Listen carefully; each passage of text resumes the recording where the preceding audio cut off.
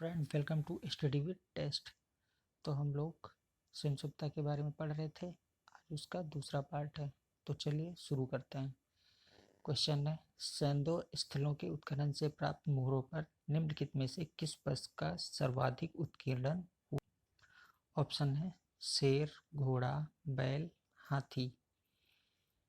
तो हम लोगों को पता ही है कि जो है सुषुप्ता से सबसे ज़्यादा मूर्तियाँ बैल की प्राप्त हुई हैं, इसलिए इसका आंसर बैल सही होगा। चलिए अगला देखते हैं।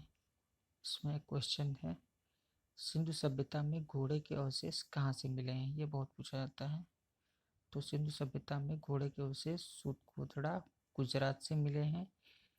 इसको सिंधु सभ्यता की यहाँ पे जो है घोड़े की अस्थियाँ और अनोखी कब्रगाह मिली हुई है। यहाँ तक सिंधु सभ्यता के विस्तार के प्रमाण हैं। चलिए अगला देखते हैं। हड़प्पावासी किस वस्तु के उत्पादन में सर्वप्रथम थे? मतलब सबसे ज़्यादा वो लोग क्या उगाते थे? वो लोग उत्पादन है यहाँ पे, तो मुद्राएं तो उत्पादित नहीं करी जा सकती, बनाई जाती हैं। कांसे के औजार औजार वो लोग लड़ाई झगड़े में नहीं पड़ते थे, इसलिए औजार नहीं पाए गए हैं, ज़्यादा मिले ही नहीं हैं। कपास या जौ, सबसे वो लोग सूती वस्त्र पहनते थे, इसलिए वो लोग जो है कपास उगाते थे, इसलिए इसका आंसर कपास सही होगा। चलिए अगला देखते हैं। पैमाने की खोज ने यह सिद्ध कर दिया कि सिंधु घाटी के लोग माप और तौल से परिचित थे। यह खोज कहाँ हुई? तो हम लोगों को बताना है कि ये जो इनकी खोज है माप और तौल से परिचित थे, तो ये खोज कहाँ पे हुई? कालीबंगा में हुई, हड़प्पा में हुई, झुंझुनू में हुई या लोथल में हुई? तो इसकी खोज कहाँ पे हुई ये बताना है हम लोगों को। तो पहले हम लोग ये सोचें, कालीबंगा से चूड़ियाँ मिली हुई हैं, हड़प्पा और झुंझुनू से भी कुछ चीज़ें मिली हुई हैं, लेकिन जो एक लोहे एक स्केल पाया गया है, हड्डी का स्केल है शायद, वो कहाँ से मिला है? वो मिला है लोथल से, इसलिए इसका आंसर लोथल होगा। तो चलिए अगला देखते हैं। सिंधु सभ्यता के महान स्नानागार कहाँ से प्राप्त हुए हैं? तो क्वेश्चन सबसे सरल है, मोहनजोदड़ो से प्राप्त हुए हैं, सबको पता ही है। कभी कभी ऐसे क्वेश्चन सरल से भी आ जाते हैं। चलिए अगला देखते हैं। कालीबंगा कहाँ स्थित है? कालीबंगा कहाँ स्थित है? हरियाणा में, राजस्थान में, गुजरात में, पंजाब में? तो ये कल उसमें था एक मिलाने वाले में, तो उसमें इसके आगे लिखा हुआ था कालीबंगा हरियाणा में लिखा हुआ था, लेकिन वो मैंने उस टाइम बताया था कि वो राजस्थान में है, इसलिए इसका आंसर राजस्थान में होगा, क्योंकि कालीबंगा जहाँ से काली कांच की चूड़ियाँ पाई गई हैं वो राजस्थान में है। चलिए अगला देखते हैं। सिंधु सभ्यता की लिपि कौन सी थी? सिंधु सभ्यता की लिपि सबको पता है कि पढ़ी नहीं जा सकी है, तो फारसी में हो या द्रविड़ में हो या संस्कृत में हो, जब पढ़ी ही नहीं जा सकी तो फिर उसके बारे में बता ही नहीं सकते हैं, तो पढ़ी नहीं जा सकी इसका सही हो जाएगा। चलिए अगला देखते हैं। सिंधु घाटी के लोगों का संबंध था, सिंधु घाटी के लोगों का किससे संबंध था, यानी कि किससे व्यापार करते थे, और कौन से लोग उनसे मिलने जुलने आते थे, या बंदरगाह से कहाँ उनका सामान जाता था, किन किन लोगों से वो लोग मिलते थे, मिस्र से या चीन से, ईरान से, सुमेरिया से? तो इसमें जो है वो सुमेर के लोगों से, वहाँ पे काफ़ी अपने यहाँ की सिंधु घाटी की मोहरें वहाँ से प्राप्त हुई, इसलिए इन लोगों का ज़्यादातर मतलब सुमेरिया के लोगों से रहता था। चलिए अगला देखते हैं। Question number 26। हड़प्पा सभ्यता के बारे में कौन सी उक्ति सही है? हड़प्पा सभ्यता के बारे में इसमें से क्या सही है? उन्हें अश्वमेध यज्ञ की जानकारी थी। अश्वमेध यज्ञ तो आर्यों के टाइम से फेमस था। गाय उनके लिए पवित्र थी, उन्होंने पशुपति का सम्मान करना आरंभ कर दिया था। तो गाय का तो उनके यहाँ पवित्र थी या नहीं ये नहीं पता, लेकिन उन्होंने पशुपति का सम्मान करना शुरू कर दिया था। तीसरा है उनकी संस्कृति सामान्यतः स्थिर नहीं थी। ऐसा नहीं है, उनकी संस्कृति स्थिर नहीं थी। वो लोग प्रकृति पूजक थे और मातृ देवी की पूजा करते थे और पशुपति को सम्मान देना शुरू कर दिया था इन लोगों ने। चलिए अगला देखते हैं। 27 है हड़प्पा सभ्यता की विलुप्त हो जाने का कारण माना जा सकता है। हड़प्पा सभ्यता कैसे विलुप्त हुई? तमाम विद्वान है अलग अलग चीज़ें बताते हैं। कुछ बाढ़ से बताते हैं नष्ट हुई, कुछ बताते हैं सूखा पड़ गया, कुछ बताते हैं कि आक्रमण हुआ था इसकी वजह से। तो इसमें से कौन से कारण कह सकते हैं? तो लगभग ये है भूमि की उर्वरता का निरंतर कम होना, ये भी एक कारण हो सकता है।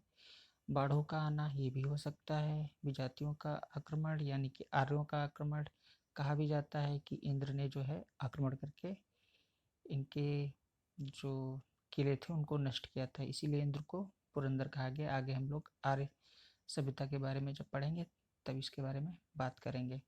तो ये सारे कारण हो सकते हैं, तो उपयुक्त सभी कारण। चलिए अगला देखते हैं।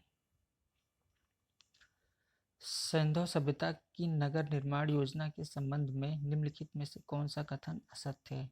सिंधु सभ्यता की नगर निर्माण योजना के बारे में कौन सा कथन असत्य है?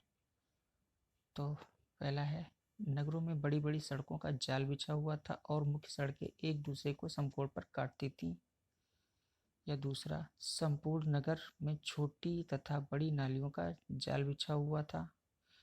तीसरा नगर में नागरिकों के आवासीय गृह सड़क के दोनों ओर एक सुनियोजित प्रणाली के आधार पर बनाए गए थे। तो बाकी तो सही लग रहे हैं। सैंधव नगर के गृह के अधिकतम द्वार तथा खिड़कियां मुख्य सड़कों की ओर खुलती थी, मुख्य सड़कों की ओर नहीं, पीछे की ओर खुलती थी, इसलिए ये वाला गलत हो जाएगा, असत्य है। बाकी तीनों सही है। चलिए अगला देखते हैं।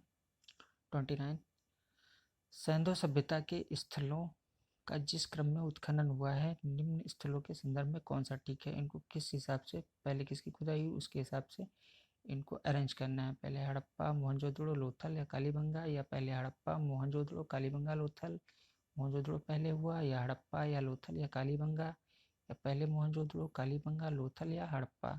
तो सबसे पहले हड़प्पा खोदा गया था, उसके बाद मोहनजोदड़ो, फिर लोथल, फिर कालीबंगा। तो यही सही हो जाएगा। चलिए अगला देखते हैं। 1961 में बी लाल तथा बी के थापर के निर्देशन में किस सैंधव स्थल का उत्खनन किया गया? बी लाल बी के थापर के निर्देशन में कालीबंगा का सुतकांगे डोर, लोथल या सुतका के कोह। तो इनके निर्देशन में कालीबंगा की खोज हुई थी, इसलिए इसमें कालीबंगा सही होगा। चलिए अगला देखते हैं। 31 इंपॉर्टेंट क्वेश्चन है। शतरंज के बोर्ड के 2 नमूने किस सैंधव स्थल से प्राप्त हुए हैं? शतरंज बोर्ड के नमूने हड़प्पा से मिले हैं, मोहनजोदड़ो से मिले हैं, चुहुंदड़ू से मिले हैं, या लोथल से मिले हैं? तो जो इसके शतरंज के नमूने हैं कहाँ से मिले हैं? नहीं, लोथल से मिले हैं, इसलिए लोथल सही होगा। चलिए अगला देखते हैं। सिंधु सभ्यता के विस्तार के संबंध में निम्नलिखित में से कौन सा कथन असत्य है? इस सभ्यता की लंबाई 1600 किलोमीटर, चौड़ाई 1400 किलोमीटर, या इसकी उत्तरी सीमा पाकिस्तानी पंजाब में है, दक्षिणी सीमा गुजरात में है, या इस सभ्यता की पूर्वी सीमा बलूचिस्तान तथा पश्चिमी सीमा सुतकांगे डोर में है, या इसमें से कोई नहीं। तो इसकी जो है इसकी लंबाई 1600 किलोमीटर, 1400 किलोमीटर, ये गलत है। इसकी उत्तरी सीमा पश्चिमी पाकिस्तान में नहीं और दक्षिणी सीमा गुजरात में नहीं, इसकी पूर्वी सीमा बलूचिस्तान में, पश्चिमी सीमा सुतकांगे डोर में मिलती है, ये सही है। चलिए अगला देखते हैं। सैंधव निवासियों के धार्मिक जीवन में कौन सा तत्व विद्यमान नहीं था? तो उनके धार्मिक जीवन में क्या विद्यमान नहीं था? मातृ देवी की पूजा करते थे वो लोग, लिंग तथा यौन की पूजा, ये भी वहाँ से बहुत सारी ऐसी मूर्तियाँ मिली हुई हैं। पशु पक्षी वृक्ष नाग की पूजा ये भी करते थे ये लोग। विशिष्ट मूर्ति की पूजा ये नहीं करते थे ये लोग। तो बाकी के 3 सही होंगे, ये गलत होगा। चलिए अगला देखते हैं। सिंधु सभ्यता के निवासियों द्वारा निम्न में से किस धातु का प्रयोग सर्वाधिक किया गया? कांसे का, तांबे का, लोहे का, टिन का। चलिए गेस करिए। ये क्वेश्चन आ चुका है एक बार शायद, या किसी और टाइप में था, लेकिन था ऐसे ही। तो इसमें सबसे ज़्यादा कांस्य सभ्यता इसको कहा जाता है, इसलिए इन्होंने सबसे ज़्यादा कांस्य का उपयोग किया था। चलिए अगला देखते हैं। सिंधु सभ्यता के लोग निम्न में से किस धातु से परिचित नहीं थे? तांबे से, टिन से, चांदी से, लोहे से। तांबे से थे, टिन से भी थे, चांदी से भी थे, लेकिन लोहे से जो है नहीं थे। लोहा आर्यों के टाइम में आया था। तो इसका डी सही हो जाएगा। चलिए अगला देखते हैं। 36। निम्नलिखित में से किस पशु के सिंधु घाटी के लोग समानता परिचित नहीं थे? बैल से, गाय से, कुत्ते से या घोड़े से? तो सिंधु घाटी के लोग जो है बैल से परिचित थे, गाय से भी थे, कुत्ते से भी थे, घोड़े से नहीं थे। घोड़े के एक जगह अवशेष मिले हैं सूतकांगे डोर में, वो उत्तर सिंधुकालीन है, इसलिए उसको इसमें नहीं गिनाया जाता है। चलिए अगला देखते हैं। सिंधु सभ्यता के संबंध में किन स्थलों से चावल के खेती के प्रमाण मिले हैं? तो चावल के खेती के प्रमाण मोहनजोदड़ो हड़प्पा से मिले हैं, लोथल रंगपुर से, कालीबंगा रोजदी, या इसमें से कोई नहीं? तो मोहनजोदड़ो से नहीं मिले हैं, कालीबंगा रोजदी से भी नहीं मिले हैं, लेकिन लोथल और रंगपुर दोनों जगह से चावल के साक्ष्य मिले हैं। तो चलिए अगला देखते हैं। निम्नलिखित में से किस फसल के उत्पादन के संबंध में सैंधव स्थल से कोई प्रमाण नहीं मिला है? सैंधव स्थल से कौन सी फसल नहीं उगाई गई? चावल यूज करते थे वो लोग, जौ के भी प्रमाण मिले हैं। गेहूं तो उनका मुख्य भोजन था, लेकिन दालें वो लोग नहीं जानते थे, दालों के बारे में उनको कोई ज्ञान नहीं था। चलिए अगला देखते हैं। हड़प्पा सभ्यता की लिपि चित्रात्मक एवं प्रतीकों का प्रयोग किया जाता था, इसे अभी तक पढ़ा नहीं जा सकता है, या बाएं से दाएं लिखी जाती थी। तो प्रतीकात्मक चिन्हों का प्रयोग होता था, ये भी सही है। इसको पढ़ा नहीं जा सकता था, पढ़ा नहीं जा सका, ये भी सही है। जब पढ़ा नहीं जा सका है तो बाएं से दाएं लिखी जाए या दाएं से बाएं, इसको कौन जानता है? तो पहला सही हो जाएगा। चलिए अगला देखते हैं। इसके बारे में कुछ नोट है।